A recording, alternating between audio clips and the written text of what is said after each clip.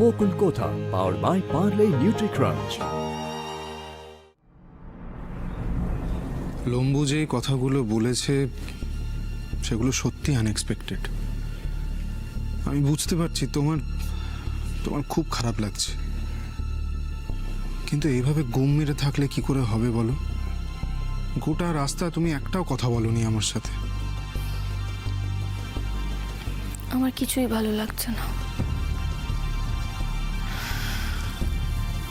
আমার বন্ধু লম্বু, তাকে রজতাভ রক্ষিত এভাবে বদলে ফেললো, মানে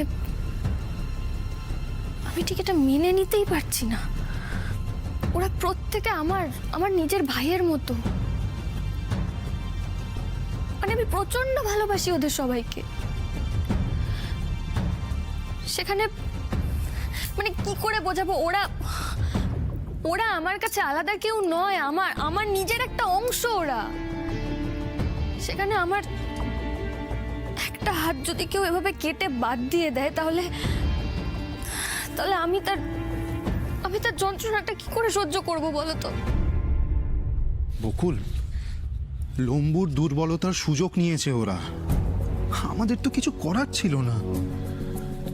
আর কেউ যদি নিজেই লোভের সামনে মাথা নত করে, তাহলে কে আটকাবে তাকে, তুমি বলো? খুব ধুরন্ধর রজতাভ রক্ষিত, কতটা ধুরন্ধর লোক আমি শুধু সেটাই ভাবছি। ইচ্ছাকৃত প্ল্যান করে ঘটনাগুলো পর পর এমন ভাবে ঘটিয়েছে যাতে আমি এদিকে ব্যস্ত থাকি আর ও এক এক করে আমার বন্ধুগুলোকে নিজের হাতে করে নিতে পারে। আর যতক্ষণে আমি জানলাম ওর সব খেলা শেষ।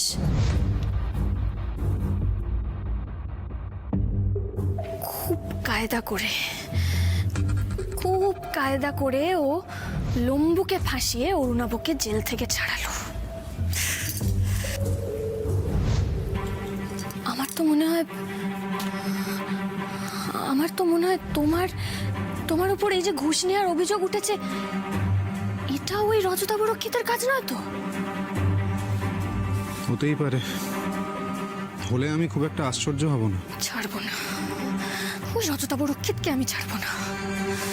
অনেক অনেক হিসেব আছে আমার ওর সঙ্গে, গুনে গুনে বদলা নেব।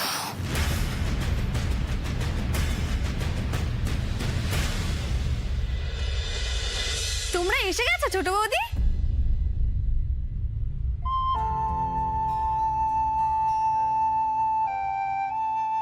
এত সকাল সকাল তোমরা কোথায় গিয়েছিলে বলো তো? ওই একটা ছোট কাজ ছিল। বাবা, একটা ছোট কাজ করতে এতটা টাইম লাগিয়ে দিলি? হ্যাঁ, ওই যাই হোক, শোন, আজ আর বাড়ি থেকে বেরোনো যাবে না, অনেক কাজ আছে। মানে আমাকে দিয়ে তুই কাজ করাবি? তোর একটু দয়া মায়া নেই নাকি আমার ওপর? না রে, একদম নেই। কি কাজ আছে বলো? যা, তোমরা দুজনে ভুলে গেছো? কি আশ্চর্য! কাল তো দোল, বাড়িতে পুজো আছে, অনুষ্ঠান আছে, কত কিছু আছে। আর জানো তো, জেঠুমনি এবার দোলের সব দায়িত্ব আমাকে আর দীপকে দিয়েছে। বাবা, তার মানে তো তুই অনেক বড় হয়ে গেছিস, মানে এটাই বলতে চাইছিস তাই না? বলতে চাইছি না, হয়ে গেছি। আর শোন, এবার আমার অর্ডার মতো তোকে সব কাজ করতে হবে কিন্তু। টাটা। এই লম্বুর বিষয়টা কিন্তু বাড়িতে কাউকে জানানোর কোনো দরকার নেই। শুধু শুধু উৎসবের মেজাজটাই নষ্ট হবে। বাপরে বাপ, খাটতে খাটতে আমি মরেই গেলাম। ও মা গো, রোজ এই এত বড় বাড়ি ঝাড়ো মোছো, এর থেকে তো কুঁড়ে ঘরে থাকা ভালো। কি লাভ হলো এই বাড়িতে বিয়ে করে এসে? আমার কি লাভ হলো? এখানে না আছে সুখ, না আছে শান্তি। আর আমার বরটা, সেও হয়েছে উড়নচণ্ডী। এখন তো আবার কুণালও আমার এগেনস্টে চলে গেছে। আমি কার কাছে যাব? বর্ষা, আমাকে একটু কফি দিও তো। ব্যাস, শুরু হয়ে গেল, আবার আমাকে খাটানো শুরু হয়ে গেল। এইমাত্র জুস খেলো, এখন আবার কফি চাই। তা ব্ল্যাক কফি না, ঘন দুধের কফি খাবে। খাক না খাক, ওই দুধ যখন পেটে গিয়ে ছানা হবে তখন টের পাবে। কি হলো বর্ষা, শুনতে পাচ্ছ না? না, পাইনি, আর শুনতে পাবো না। আমাকে ডাকতে ডাকতে যদি মুখে রক্ত উঠে যায় তাও আমি যাব না। দেখি আপনি কি করেন। বর্ষা, তোমাকে বোধহয় মা ডাকছে। ও তাই বুঝি? আমি না শুনতে পাইনি গো। বর্ষা, কোথায় আছো তুমি? এইমাত্র তুমিই তো বললে পিসি ডাকছে। হ্যাঁ, আমি বললাম মা ডাকছে। আমি তো এটা বলিনি যে মায়ের সাথে গিয়ে দেখা করে এসো। মানে? বর্ষা, তুমি হয়তো মনে করো যে তোমার কষ্টটা আমি ফিল করতে পারি না, কিন্তু তোমার কষ্টটা আমি খুব ফিল করি। এই যে সারাদিন গাধার মতো হাড় ভাঙা খাটনি খাটছো, তারপরে তো যে কেউ বিরক্ত হবে, আর সেটাই তো খুব স্বাভাবিক। তার উপর আবার কোমর ভাঙা রোগীর সেবা। টাফ জব, খুব টাফ জব। এখন আর এ সমস্ত কথা বলে কি লাভ বলো? বর্ষা, তোমার কেসটা না আমি ঠিক বুঝতে পারি না। না, এই যে তোমার মতো একজন অপূর্ব সুন্দরী মেয়ে, এত বুদ্ধিমতী একজন মেয়ে, মানে কি এমন করেছিলে যে কুণালের মতো একটা ছেলেকে বিয়ে করে তোমার কপাল পোড়াতে হলো?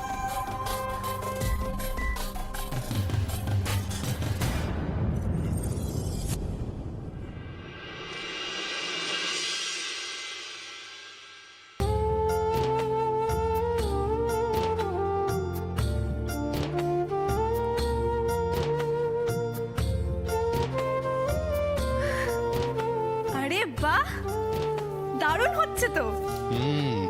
কার হাতের ছোঁয়া লেগেছে দেখতে হবে না? ইউ আর গ্রেট ছোট বৌদি। তোমার হাতে ছোঁয়া না পেলে এটার যে কি অবস্থা হতো আমিই জানি। এই যে এসা, এক গাঁটটা খাবি তুই।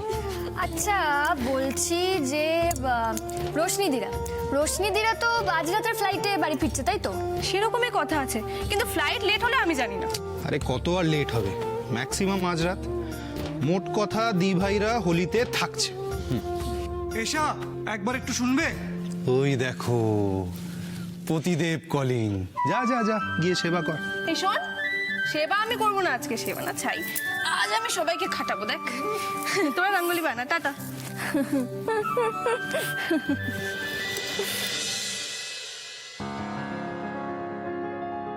এই বসন্তের কয়েক জন্ম আগে তোমায় প্রথম দেখেছিলাম আমি।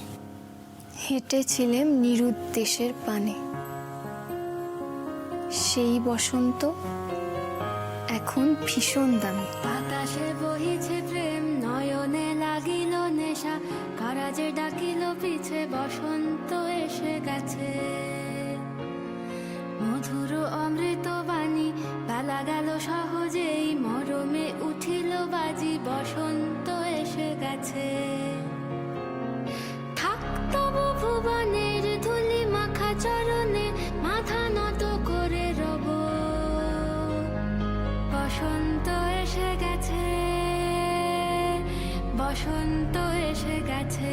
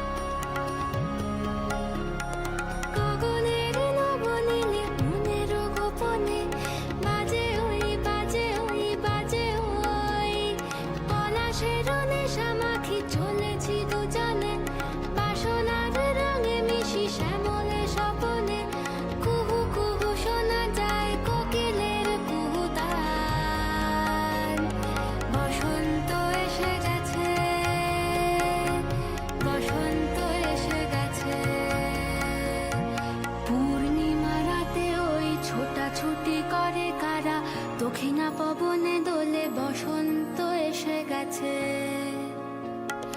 কেমনে গাঁথিব মালা, কেমনে বাজিবে বেনু, আবেগে কাঁপিছে আঁখি, বসন্ত এসে গেছে। থাক তব ভুবনের ধুলি মাখা চরণে, মাথা নত করে রব। বসন্ত এসে গেছে, বসন্ত এসে গেছে।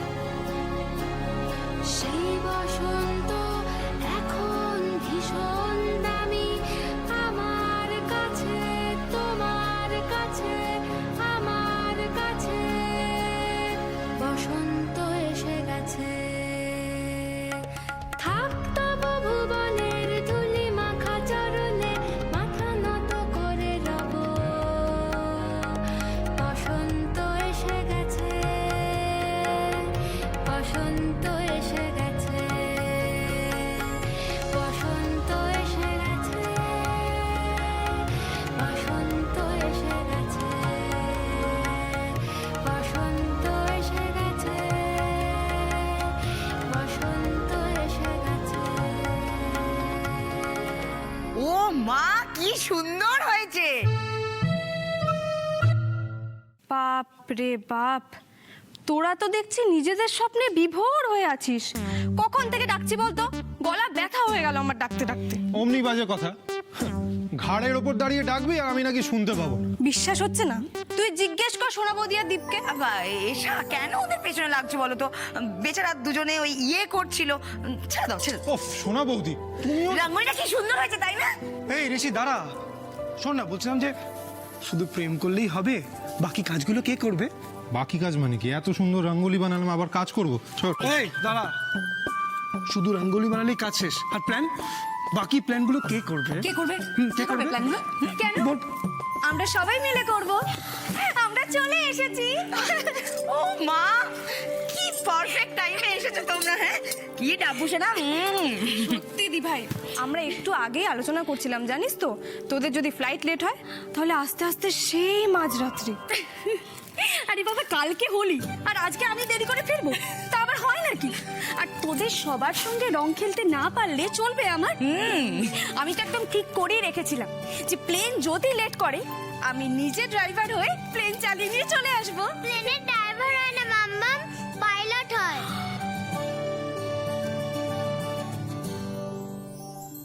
ওরে বাবা, ডাব্বুসোনা কত বড় হয়ে গেছে! এই কেমন ঘুরলে গো! দারুণ সোনামতি, স্নোফল পেয়েছিলাম, কি অপূর্ব তোমায় বলে বোঝাতে পারবো না। রশ্মিদি, সৌরভদা কোথায়? আর কোথায়, এই এত শপিং করেছি না, আর লাগেজগুলো তো একদম ভারী হয়ে গেছে, তাই টেনে টেনে নিয়ে আসছে। বরদেরকে বেড়াতে নিয়ে যাওয়ার একটাই কারণ বল, মানে আমরা শপিং করব আর ওরা বইবে। একদম ঠিক বলেছিস।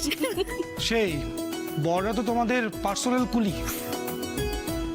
ওই যে দি ভাইয়ের পার্সোনাল গুলি চলে এসেছে।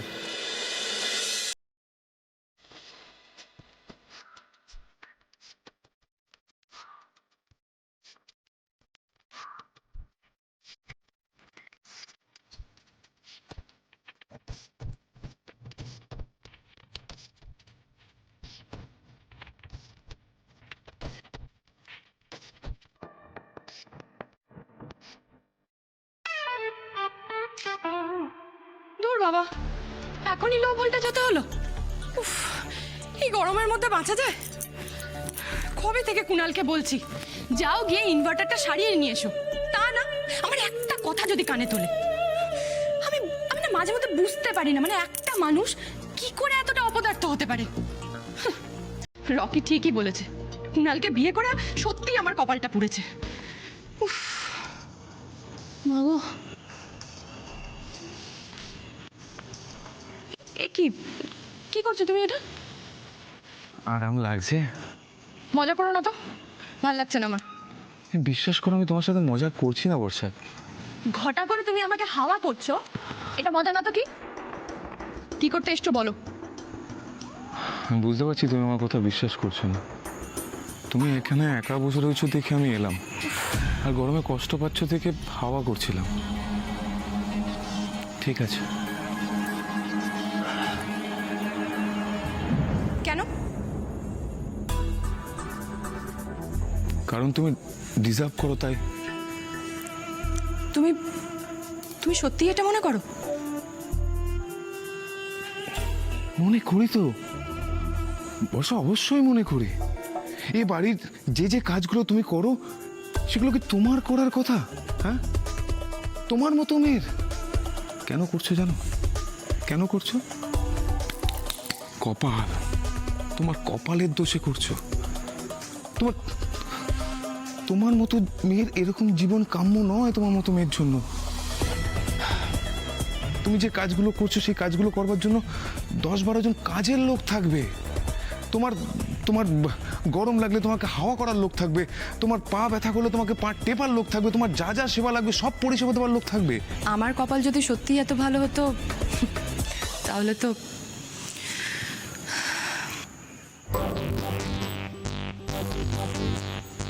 বর্ষা, কপাল, ভাগ্য, নিজের ভাগ্য অন্য কেউ তৈরি করে দেয় না গো। নিজের ভাগ্য নিজেকেই তৈরি করতে হয়। আসলে কি জানো তো, এই বাড়িতে তো আমার কোনো কথা চলে না। মামার বাড়ি, মামাতো ভাই, কুণালের বউ তুমি। তোমার কষ্ট হলে আমার খারাপ লাগে, কিন্তু মুখ ফুটে তো কাউকে বলতে পারি না। বাট ট্রাস্ট মি, তোমার কষ্টটা আমি ফিল করতে পারি, সিরিয়াসলি। যাক, কেউ তো অন্তত মুখ ফুটে বললো যে আমার অবস্থা দেখে তারও কষ্ট হয়। বর্ষা, সব কথা হয়তো তোমাকে আমি বলতে পারি না বা কাউকেই বলতে পারি না, কিন্তু কিছু কথা আমি তোমাকে বলবো। অ্যাটলিস্ট তোমাকে সাবধান আমি করবই। কি ব্যাপারে?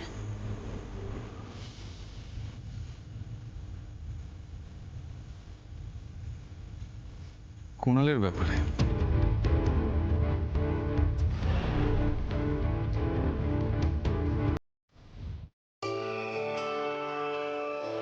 কি সুন্দর হয়েছে গো রঙ্গোলিটা। কে বানিয়েছে এটা? কে আবার? আমাদের রিকুল জুটি।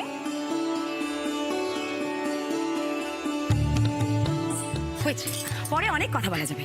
রোশনি, এখন তুমি একটু বসো, আমি তোমার জন্য জল নিয়ে আসছি। সৌরভ, তুমি চা খাবে তো? হ্যাঁ হ্যাঁ, কে কে চা খাবে এখানে? ও, সবাই চা খাবে, সবাই চা খাবে। দি ভাই, তোদের নাম কিন্তু এবার ইতিহাসের স্বর্ণাক্ষরে লেখা থাকবে। সত্যি বুঝি? কিন্তু কেন সেটাই তো বুঝলাম না। কারণ সারা পৃথিবীতে তোরাই বোধহয় প্রথম কাপল যারা 7 বছরের বাচ্চাকে নিয়ে হানিমুন করে এলি। সত্যি রে, তুই একদম ঠিক কথা বলেছিস। আমি তো এভাবে ভেবেই দেখিনি। এই যে সৌরভ, তুমি 7 বছরে ফার্স্ট টাইম আমাকে বেড়াতে নিয়ে গেলে, এটা বুঝতে পেরেছো? আর সেই জন্যই তো ক্ষমা চাইছি মন থেকে। সত্যিই তো, এই ইট কাঠ পাথরের শহরে থাকতে থাকতে আমাদের মনটা বড় জটিল হয়ে যায়। আর আমরা যদি ঘুরতে না যেতাম তাহলে এটা রিয়েলাইজই করতে পারতাম না যে প্রকৃতি এত সুন্দর, এত অপার। তাহলে আমি একটা ভালো কাজ করেছি বলো? ভাগ্যিস বায়না করেছিলাম বেড়াতে যাওয়ার। একদম, and all the credit goes to you. এই যে ডাব্বু, আমার তো তোমার কাছ থেকে শোনাই হলো না, বেড়াতে গিয়ে তোমার সব থেকে কি ভালো লেগেছে? আইসক্রিম। আইসক্রিম? এত ঘুরে এসে তোর আইসক্রিমের কথাই মনে হলো? ওটা ছিল স্পেশাল আইসক্রিম, আমি তো 5টা খেয়েছি। অসাধারণ ডাব্বু সোনা, অসাধারণ। রোশনি, তোমার ছেলে তো দেখছি বড় মামায়ের ধাত পেয়েছে। একদম কারেক্ট বলেছো। এই এশা আর দীপ, তোমাদের দুজনকে আমি একটা কথা বলতে চাই। ডাব্বু সোনা, তুমি ঘরে যাও তো। যাও। বলছি, এই সৌরভ আর রোশনির মতো তোমরা আবার হানিমুনটা দেরিতে করো না, হ্যাঁ? একটু তাড়াতাড়ি করো। আমি ঠিক করেছি আমরা ছোট বৌদি আর ছোট ভাইয়ের সঙ্গে হানিমুনে যাব। ভালো হবে না দি? খুব ভালো হবে, খুব ভালো হবে, কিন্তু কবে হবে সেটা আমি জানি না। ইস, তোমরাও সবাই আমার সঙ্গে বেড়াতে গেলে পারতে, বেশ একটা ফ্যামিলি হানিমুন হয়ে যেত। এই তাই তো, আইডিয়াটা তুমি দারুণ দিয়েছো। কিন্তু রোশনি, যাবার আগে তো এই সাজেশনটা দিতে পারতে, লেট হয়ে গেল। হ্যাঁ রে দি ভাই, সত্যি তোদের সঙ্গে চলে গেলে খুব ভালো হতো। একদিনে এখানে যা এক্সপিরিয়েন্স হলো। কেন রে ভাইয়া, কি হয়েছে এখানে?